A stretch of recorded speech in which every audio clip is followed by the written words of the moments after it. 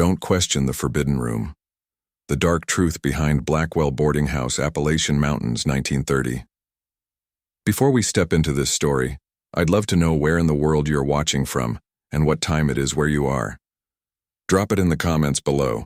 It means more than you know to see how far these stories travel. And if you're new here, welcome. Hit that subscribe button and stay close. You won't want to miss what's coming next. Now, let's begin. The train that carried Nora Callahan into Harlan arrived 40 minutes late, which suited her fine. She had learned, in 38 years of living, that late arrivals gave a person time to observe a place before the place had time to observe them back. She stood on the platform with a single leather trunk and a canvas bag worn soft at the handles.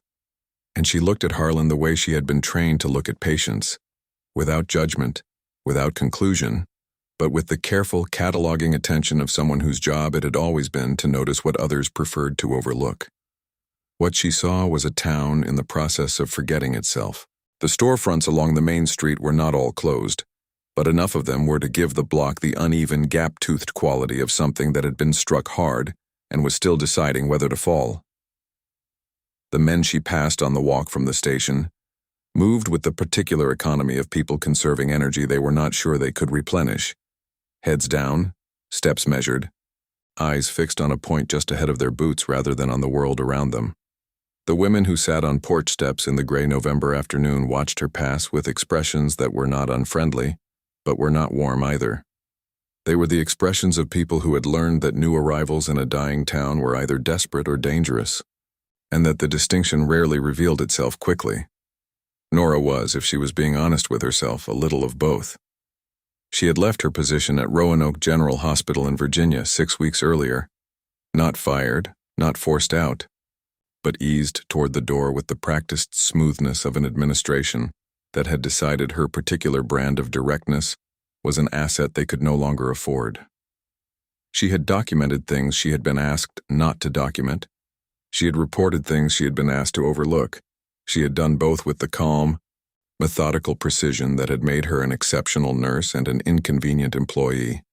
And when the choice had finally been presented to her, quietly, over coffee, by a man in a suit who had never treated a patient in his life, she had made it without hesitation. She had packed her trunk that evening.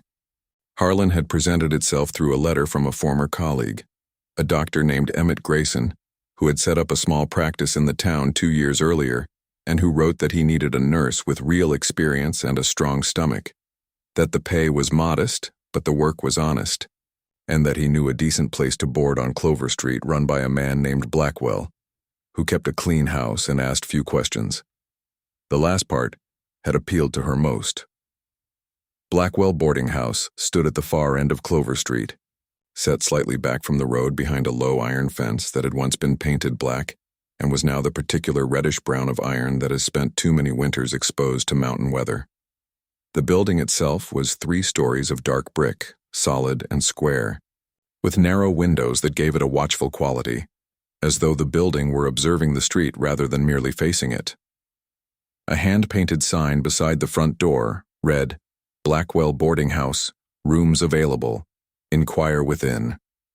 Nora pushed open the iron gate and went inside. Silas Blackwell met her in the front hallway. He was a man of perhaps 65, lean in the way that men who have worked hard all their lives are lean, not from deprivation but from the steady burning of everything unnecessary. His hair was white and cut close. His hands, when he shook hers, were dry and deliberate. He wore a vest over a collarless shirt, and he looked at her with eyes that were neither suspicious nor welcoming, but simply evaluating, the way a craftsman looks at a piece of material he is considering working with. "Miss Callahan," he said. It was not a question. "Mrs.," she said, "though the Mr. has been gone 6 years, so either will do." Something shifted almost imperceptibly in Silas Blackwell's expression. Not quite approval, but its precursor. He showed her through the building without unnecessary commentary. The shared kitchen on the ground floor, coal stove, icebox, a table with 6 chairs. The washroom at the end of the second-floor hall, hot water available between 6 and 8 in the morning and again in the evening. The parlor off the entrance where residents could sit in the evenings if they chose. The staircase, which was solid but announced itself loudly on the 4th and 7th steps. Her room was on the 2nd floor, room 8, facing the rear of the building, overlooking a small yard and the mountain ridge beyond. It was spare but clean. A bed with an iron frame, a washstand, a writing desk beneath the window, a wardrobe with 3 working hooks. The wallpaper was a faded blue stripe that had once been cheerful and was now simply quiet. "Meals?" Nora asked. "Breakfast at 6:30, supper at 6. You miss the hour, you feed yourself." "Other residents?" "5 currently. You'll meet them at supper." He handed her the lease at the writing desk, 2 pages, handwritten in a small, precise script that suggested a man who had drafted the same document many times and saw no reason to alter it. Nora read it the way she read everything. From the beginning, without skipping, giving equal attention to each line. She reached the 2nd page.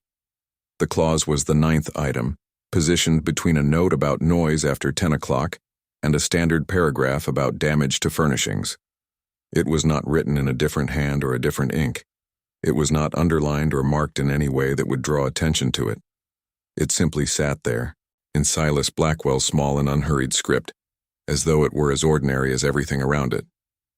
The tenant agrees without exception never to inquire about, access, or discuss the contents of room 12. Violation of this agreement will result in immediate eviction, forfeiture of all deposits, and permanent prohibition from all Blackwell properties. Nora read it once. Then she read it again. Then she looked up at Silas Blackwell, who was standing by the door with his hands at his sides, watching her with the expression of a man who has watched many people read that particular paragraph and has long since stopped being surprised by any reaction it produces. "Room 12, Nora said.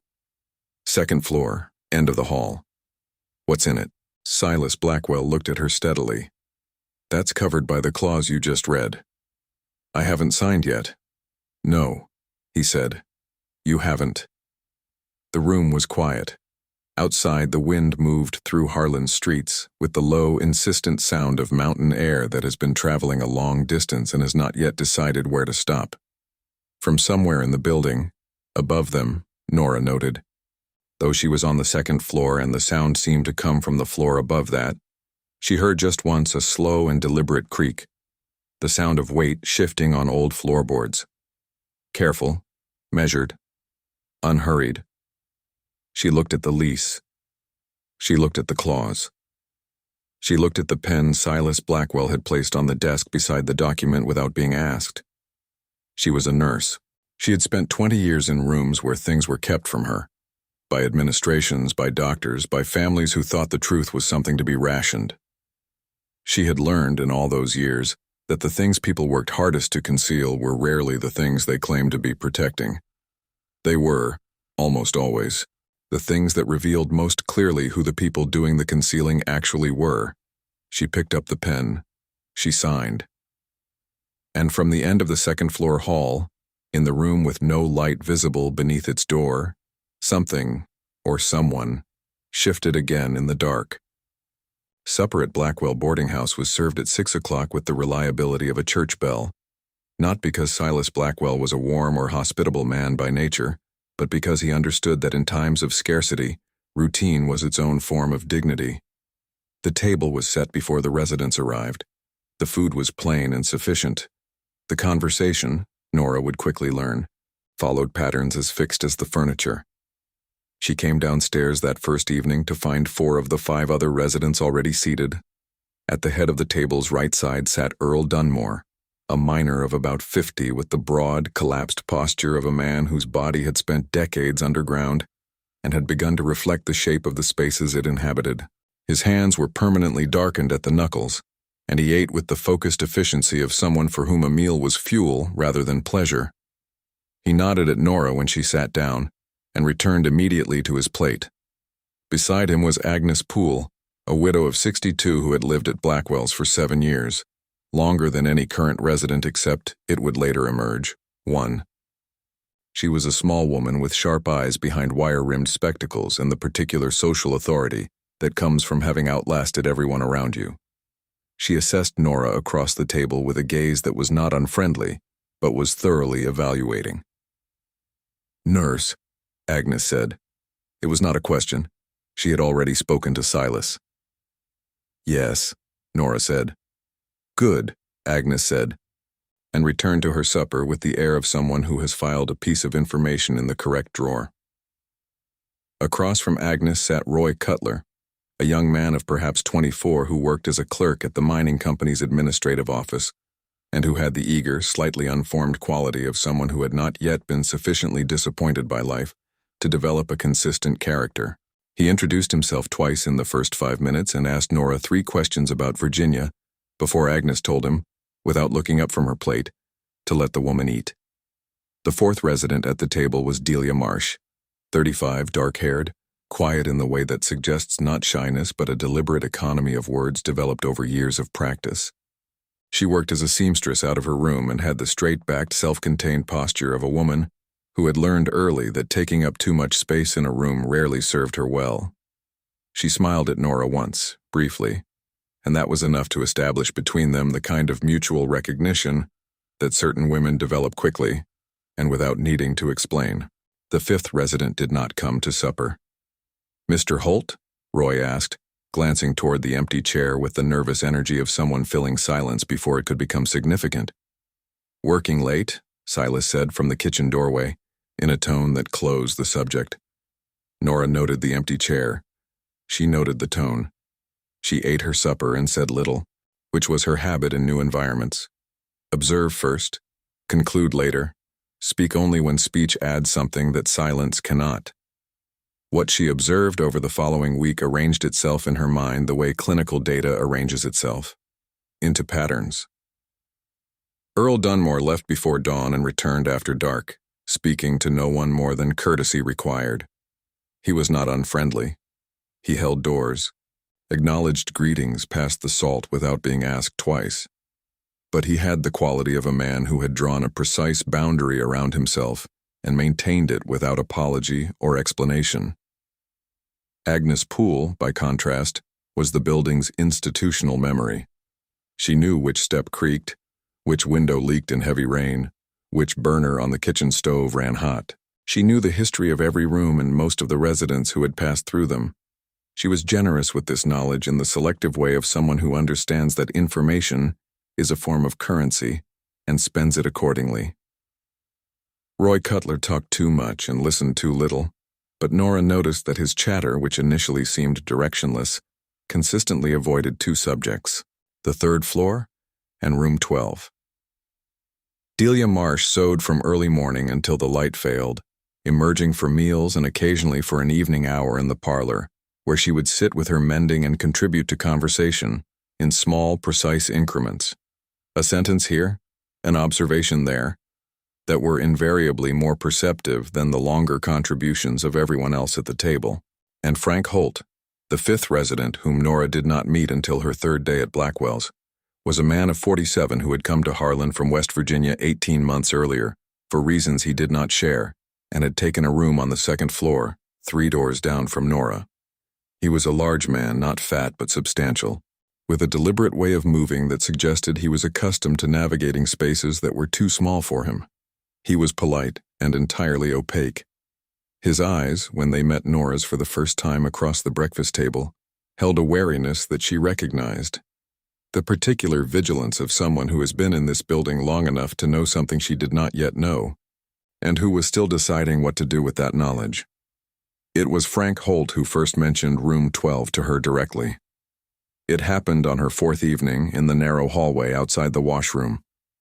They had passed each other going in opposite directions, and Nora had paused to ask him something ordinary, whether the kitchen stove was still lit, whether there was coal left for the evening. Frank had answered, and then he had stood for a moment in the hallway with the particular stillness of a man deciding whether to say something he has already decided to say. "You read the lease carefully," he said. It was not a question.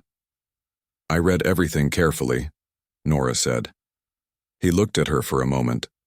Then he looked, briefly and almost involuntarily, toward the end of the hall, toward the door of room 12, which stood there as it always stood, closed, dark at the threshold, utterly unremarkable in every physical respect. Good, he said, and he went back to his room and closed the door. That night, lying in the dark of room 8 with the mountain wind pressing against her window, Nora heard it again. The sound she had first noticed the evening she signed the lease.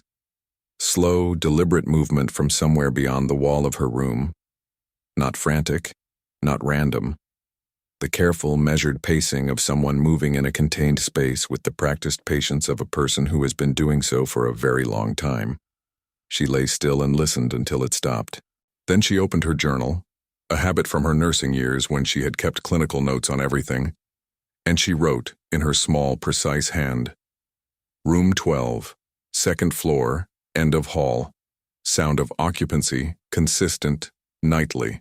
No light under door. No resident acknowledged. Silas Blackwell. No comment. Lease clause. Explicit prohibition. Question. What does a man work this hard to keep people from finding? Answer. Something he cannot afford to lose. She closed the journal. She did not sleep easily. Nora had been at Blackwell Boarding House for 11 days when Margaret Tilley disappeared. Margaret was not one of the 5 residents Nora had met at supper. She had occupied room 6 on the ground floor and had apparently kept largely to herself, a woman of about 40 who worked at the dry goods store on Main Street and who, according to Agnes Poole, had lived at Blackwell's for 8 months without distinguishing herself in any particular way. She was simply there, and then she was not. Silas Blackwell announced it at breakfast on a Tuesday morning with the same tone he used to announce everything. Level, unhurried, final. Miss Tilley has vacated her room. Ground floor will be available from Friday. He poured his coffee and sat down, and the matter was, as far as he was concerned, closed. But Nora noticed the way Roy Cutler's spoon stopped moving in his porridge for just a moment before resuming. She noticed the way Agnes Poole's eyes moved to Frank Holt across the table, and then moved away again, quickly, with the practiced discretion of 2 people who have communicated something without words and do not intend to be observed doing it. She noticed that Delia Marsh, who was ordinarily the stillest person at the table, set down her coffee cup with slightly more force than the action required. After breakfast, Nora went to find Dr. Emmett Grayson. His practice occupied 2 rooms above the pharmacy on Main Street, a waiting area with 4 chairs and an examining room that smelled of carbolic soap and coal smoke. Emmett was a man of 51, compact and precise, with the slightly distracted quality of a doctor who is always running a secondary calculation in his mind. He had been genuinely pleased to see Nora when she arrived in Harlan, and their working arrangement had settled quickly into the comfortable efficiency of 2 professionals who respected each other's competence without needing to discuss it. She told him about Margaret Tilley. Emmett listened without interrupting, which was one of the things she valued most about him. It's not the first, he said when she finished. How many? He was quiet for a moment, turning a pen over in his hands. That I know of since I've been here? 4. In 2 years. He paused. Always from Blackwell's. Always overnight. Always without forwarding information. And before you? I asked around when the second one happened. He set the pen down. The pharmacist across the street has been here since 1908. He told me he stopped counting after the first decade. Nora sat with that for a moment. Have you reported it? To whom? Emmett said without bitterness, simply as a factual question. The county sheriff boards at Blackwell's, Nora. Has done for 3 years. She walked back to the boarding house slowly, taking the long way along the ridge road where the mountains were visible in their full November severity, bare and immense and indifferent. The way landscapes are indifferent when they have existed long enough to find human problems unremarkable. She needed to see the records. She found her opportunity 4 days later, when Silas Blackwell left for his weekly visit to the bank and the feed store, a Tuesday morning errand that Agnes had told her, without being asked, took between 2 and 3 hours depending on whether Silas stopped at his brother's house on the return. Nora waited until she heard the front door close and his footsteps descend the porch steps, and then she went to the small office off the front hallway, a room she had noted on her first day, its door always closed but never, she had observed, locked. She was inside for 40 minutes. What she found was not hidden. It was simply filed. 3 decades of ledgers, organized by year, in a low cabinet beside the desk.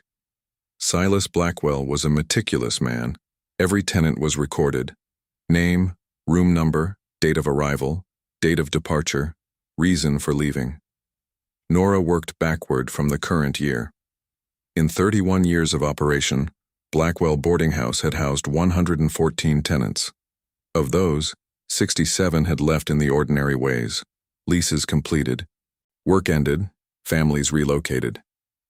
12 had been formally evicted for non-payment or violation of house rules, all documented with characteristic thoroughness. But 35 entries, nearly a third of the total, bore the same notation under reason for departure. A single word written in Silas Blackwell's small vertical hand.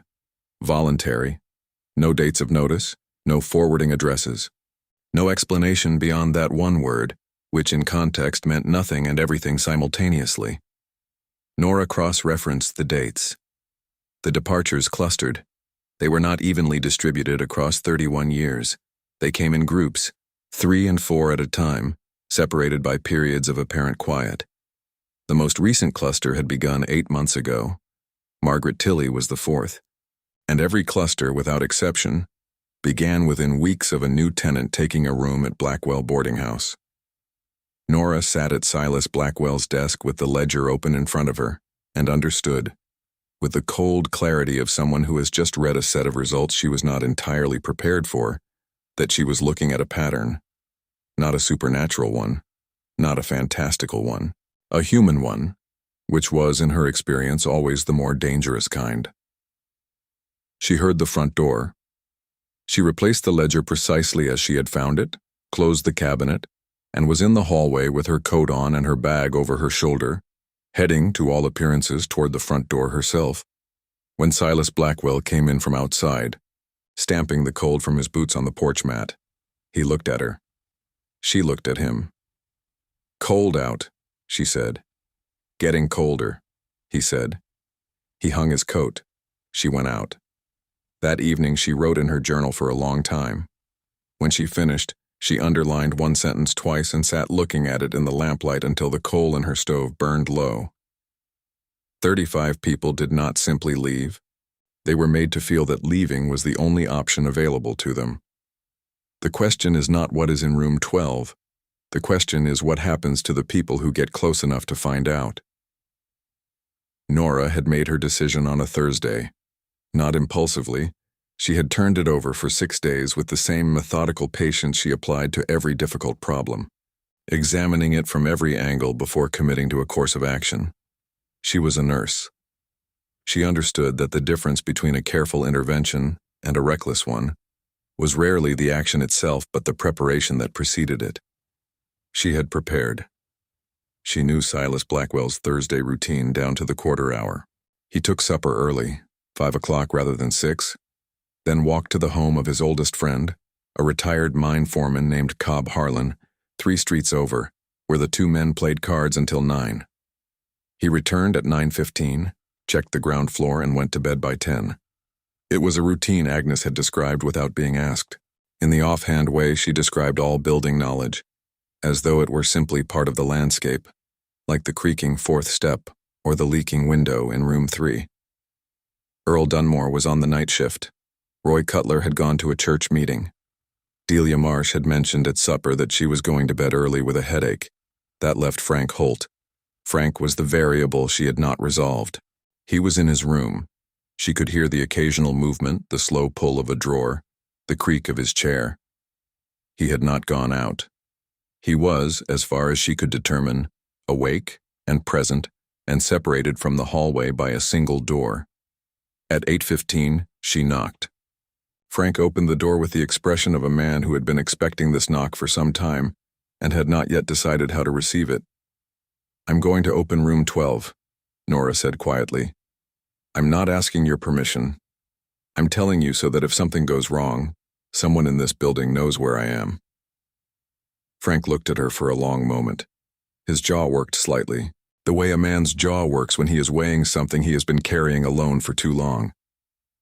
"I've been here 18 months, he said finally. "I've been trying to work out what's in that room for 16 of them. And I got close twice. He paused. Both times Silas was back early. I don't know if that was coincidence. Was it? Frank held her gaze.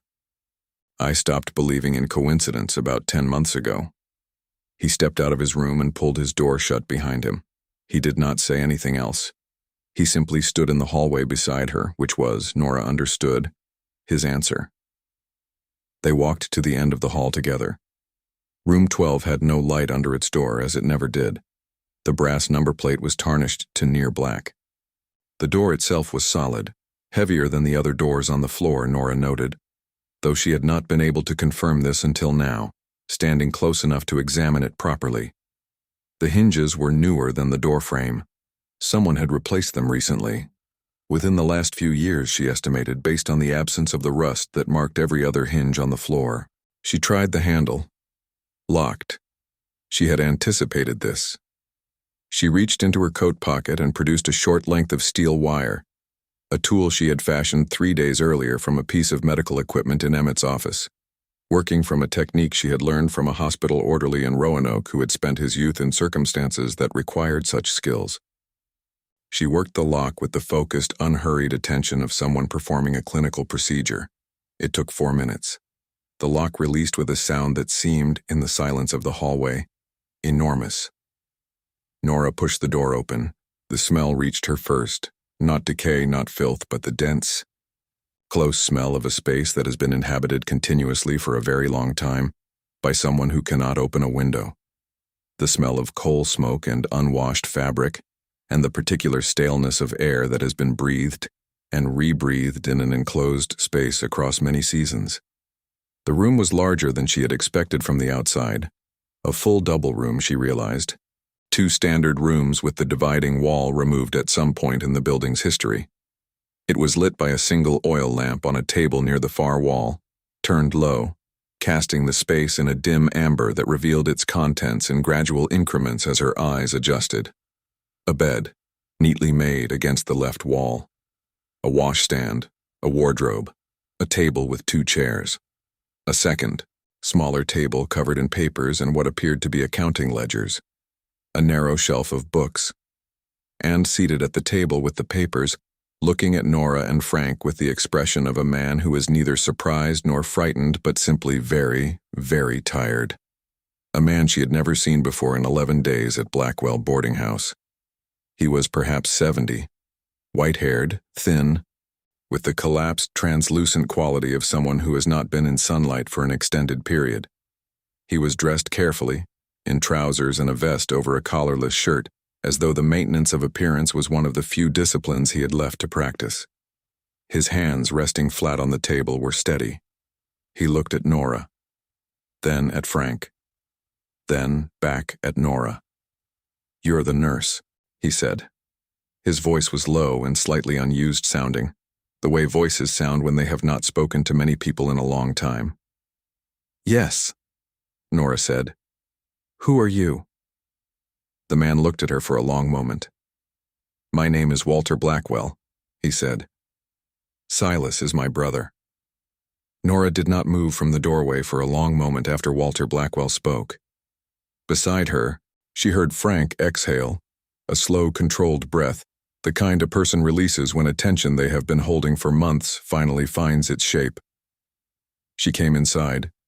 Frank followed, pulling the door closed behind them.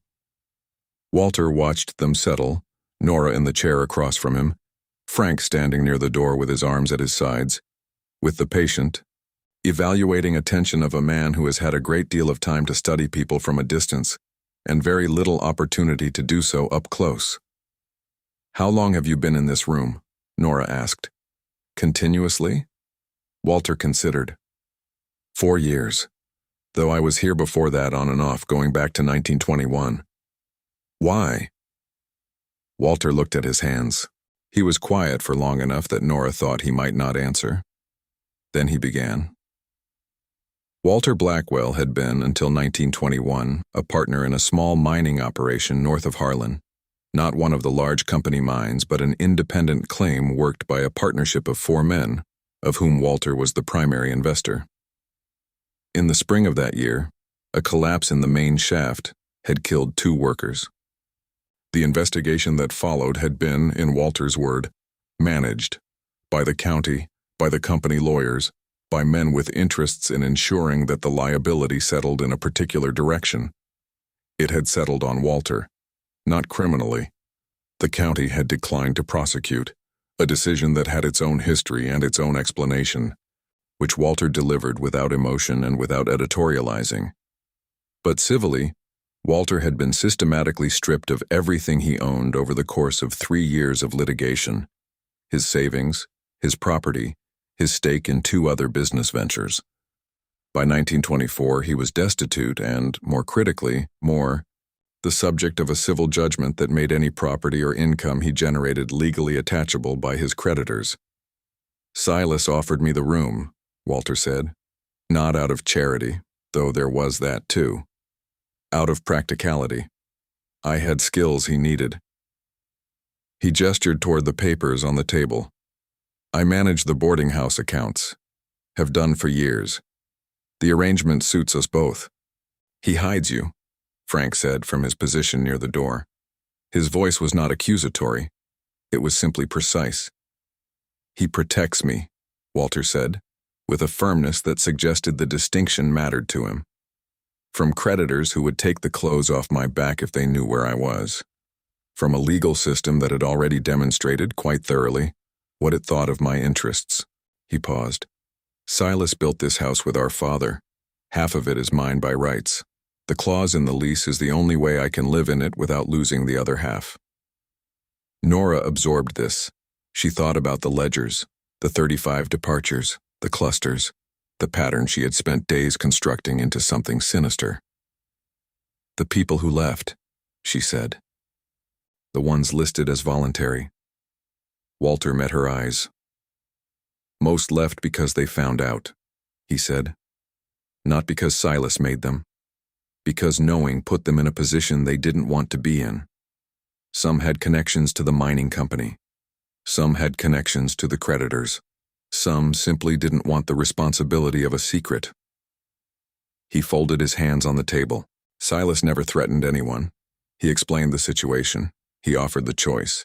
And he honored whatever they decided." "And the ones who stayed?" Nora asked. Walter was quiet for a moment. "Agnes has known for 6 years," he said. "Frank, I suspect you've known longer than you've admitted to yourself." Frank said nothing, but something in his posture shifted. A releasing, Nora thought, of a weight that had been held at an uncomfortable angle for a very long time. "And the sounds?" Nora asked. "The pacing at night?" For the first time, something crossed Walter Blackwell's face that was not quite a smile but was adjacent to one, a brief, rueful acknowledgement. "I was a man who walked 10 miles a day for 30 years, and he said, 4 years in this room has not entirely cured me of the habit." Nora sat with Walter Blackwell for 2 hours that first night. She did not plan to. It simply happened the way conversations happen when 2 people discover, without expecting to, that they have things worth saying to each other. She told him about Roanoke, about the hospital, about the administrator who had asked her to stop documenting what she documented. Walter listened with the focused attention of a man who has spent 4 years with books and ledgers and very few voices, and who finds the sound of another person speaking about real things genuinely nourishing. When she finally rose to leave, Walter looked at her with the direct, unguarded expression of someone who has nothing left to protect with performance. "Are you going to tell Silas you came in here?" he asked. "Yes," Nora said. "Tomorrow morning, at breakfast. Because he deserves to know, and because secrets that are kept in the dark eventually damage the people keeping them." Walter nodded slowly. "And the clause?" "I'll sign a new lease if he wants," Nora said. "But I won't pretend I don't know what I know. That's not something I do." Walter looked at her for a long moment. "No," he said. "I don't suppose it is." She told Silas the following morning, not at the breakfast table, privately, in his office before the others came down. She closed the door and sat across from him and told him plainly what she had done and what she had found. watching his face with the clinical attention she brought to every difficult conversation. She expected anger. She had prepared for it. What she saw instead was something she had not prepared for. Relief. Old, exhausted, long compressed relief. The kind that a person carries so long it becomes indistinguishable from grief, and that releases, when it finally does, with something that looks almost like pain. Silas Blackwell sat in his chair and looked at his hands for a long time after she finished. He was the better businessman, he said finally. The better one of the two of us, at everything. And they took it all from him in 3 years over 2 dead miners whose names the company couldn't have told you by the following spring. His voice remained level. I did what I could. I know, Nora said. The clause keeps the creditors from finding him. I understand. She paused. But it also keeps him from existing, and that is a different thing. Silas looked at her. I have a colleague in Lexington, Nora said, a lawyer who works with labor cases. I can make no promises. The judgment is old, and the law is what it is. But there may be options that haven't been explored because the person they most affected has been in a room on the 2nd floor for 4 years, with no one to explore them on his behalf. The kitchen was beginning to fill with the sounds of the morning, boots on the floor above, water running in the hall pipe, the particular creak of the 4th step that meant someone was coming downstairs. Outside, the Harlan morning was assembling itself in the thin, pale light of a November that was almost over, the mountains emerging from the low cloud with the slow, declarative patience of things that have been there a very long time and intend to remain. Silas Blackwell stood up. He went to the stove and poured 2 cups of coffee and set one in front of Nora without being asked. He sat back down. Make the letter, he said. The lease clause remained in the boarding house contracts through the winter.